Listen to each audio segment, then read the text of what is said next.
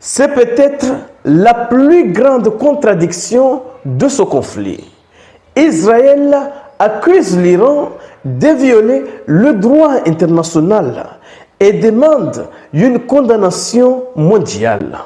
Sauf que pendant ce temps, une réalité beaucoup plus brutale se déroule sur le terrain. Des missiles à sous-munitions iraniens saturent les défenses et chaque projectile libère entre 20 et 80 charges. Difficile à intercepter, impossible à neutraliser totalement. Et le pire, même interceptés, ils peuvent provoquer des dégâts au sol.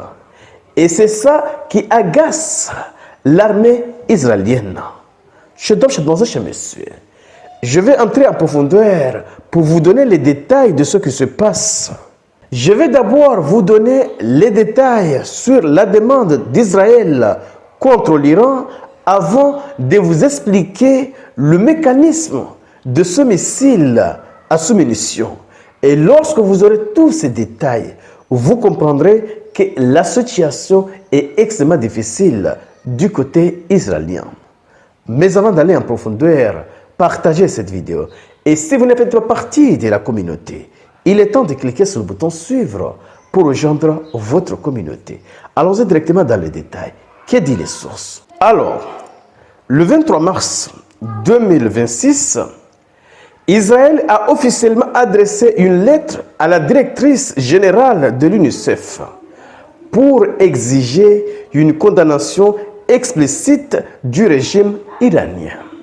C'est de cela qu'il s'agit. Et voici le contenu. Israël accuse l'Iran d'utiliser des munitions à sous-munitions illégales lors de ses frappes de missiles balistiques touchant délibérément des civils. La lettre détaille des victimes précises. 18 enfants et nourrissons blessés, dont une fillette de 5 ans dans un état critique, et le décès de 3 frères et sœurs âgés de 13, 15 et 16 ans.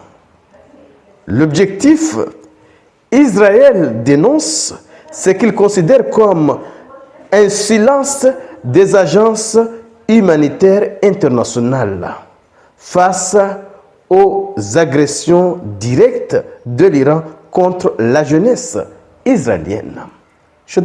Messieurs, c'est la contradiction du siècle. C'est Israël qui accuse l'Iran de violer le droit international et de viser délibérément les civils. Si on regarde depuis le début de ce conflit jusqu'à maintenant, qui sont les principaux victimes en Iran?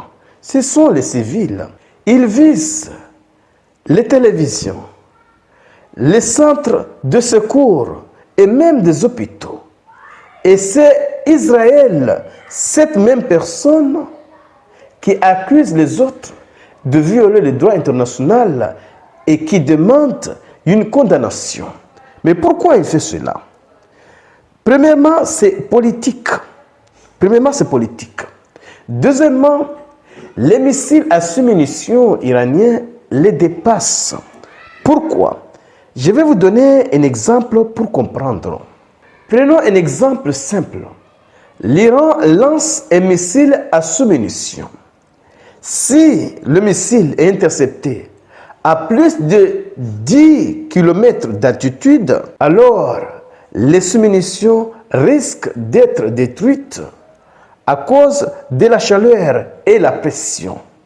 Si c'est à plus de 10 km d'altitude, mais imaginez si le missile est intercepté entre 5 000 et à 10 000 km d'altitude. Là, ce n'est pas gagné. Parce que entre 10 000 à 5 000 km, les sous-munitions s'apprêtent, se préparent à se libérer. Donc, si Israël intercepte le missile entre 5 000 et à 10 000 km, il y a une chance, oui, que plusieurs munitions, oui, se libère et frappe le sol.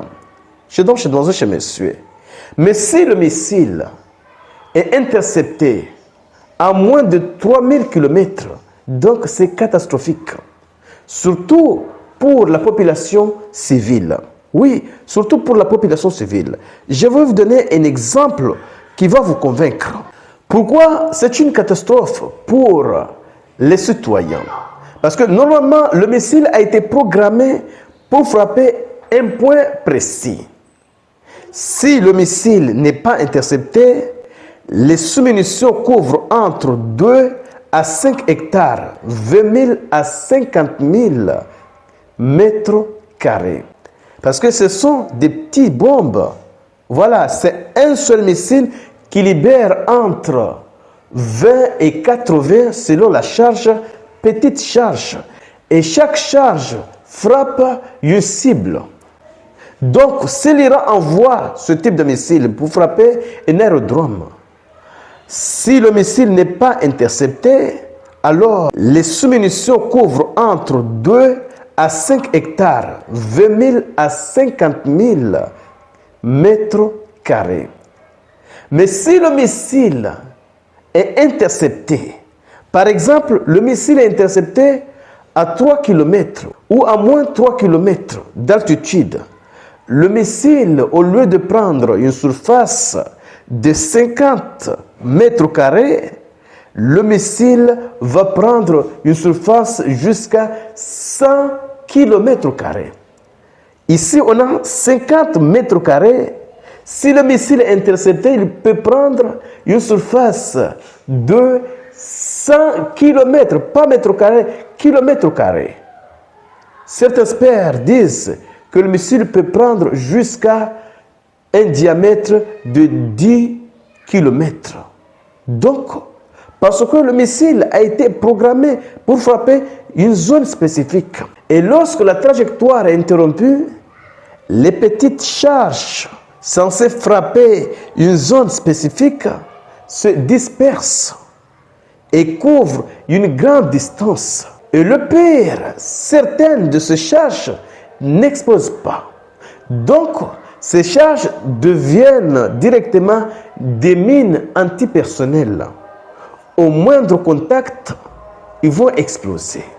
Donc, une fois un missile intercepté à basse altitude, ces charges se dispersent dans un rayon extrêmement grand et les forces israéliennes sont obligées de venir déminer ces charges parce que ces charges peuvent exploser à tout moment et surtout en contact. Donc, chez messieurs, voilà le défi auquel Israël est confronté. Intercepter un missile évite que le missile frappe une cible prédéfinie. Mais cela provoque le désordre. Surtout, cela expose directement les citoyens. Chers amis, partagez cette vidéo. Et surtout, restez connectés pour la suite des événements. Merci.